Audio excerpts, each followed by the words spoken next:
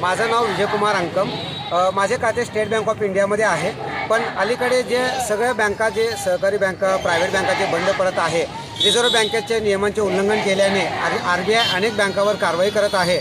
त्या अनुषंगाने स्टेट बँकेकडे जर पाहिल्यास असे लक्षात येते की स्टेट बँकेमध्ये सुद्धा अनेक कर्मचारी, अधिकारी वर्ग स्वतःच्या फायद्यासाठी बँकेचे नुकसान करत आहे।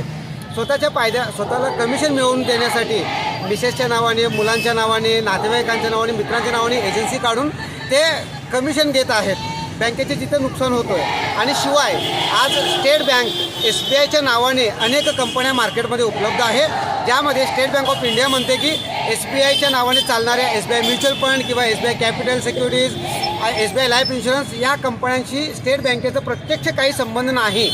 प्रत्यक्षात त्या सगळ्या प्रायव्हेट कंपन्या म्हणून किंवा पब्लिक लिमिटेड कंपन्या म्हणून नोंदणीकृत आहे, ज्यावर सरकारचा किंवा हिस्सा नाही आहे सरकारचा, किंवा स्टेट बँकेचं सुद्धा त्यावर कंट्रोल नाही असं स्टेट बँक म्हणते आहे। तर SBIच्या नावाने आज करोडो ग्राहक SBIचे फक्त 3 अक्षर दिसलेत म्हणून त्यावर विश्वास ठेवून लोक गुंतवणूक करत आहे।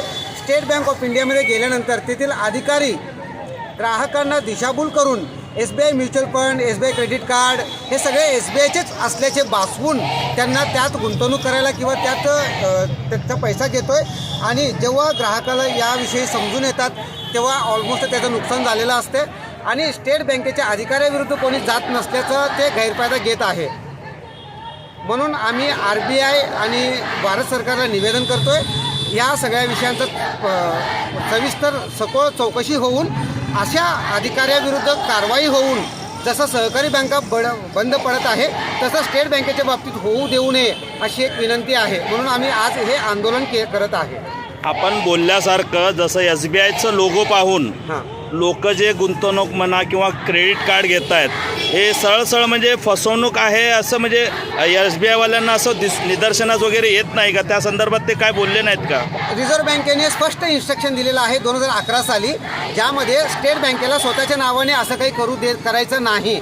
तरीसुद्धा स्टेट बँक ऑफ इंडिया स्वतःला फायदा मिळवण्यासाठी, स्टेट बँकेत समजा कोणी दुसऱ्या कंपनीचं पॉलिसी विकलं तर कोणी घेणार नाही, म्हणून स्टेट बँक स्वतःच्या नावाने हे व्यवसाय करत आहे।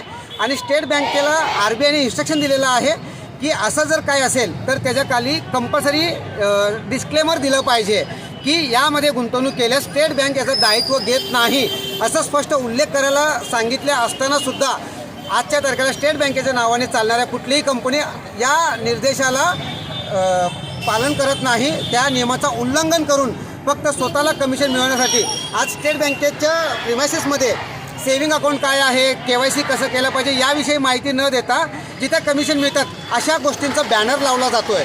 अशा गोष्टीमध्ये लोकांना गुंतवणूक करायला लावतात, जिथं त्यांना KYC सेविंग अकाउंट वगैरे घेतलं तर त्यात काही कमिशन मिळत नाही आहे, फिक्स पगार मिळतो आहे, त्यासाठी त्यांना काम करायचं नाही आहे। ज्यात कमिशन मिळतो असेच कामं ते करत आहे। त्यामुळे RBIला आम्ही विनंती करतो, स्टेट बँकेला जर कमिशनमध्ये इच्छा असेल तर त्यांचा बँकिंग व्यवसाय रद्द करून त्यांना पूर्णपणे कमिशनच्या माध्यमाने काम करण्याचा परवानगी द्यावी।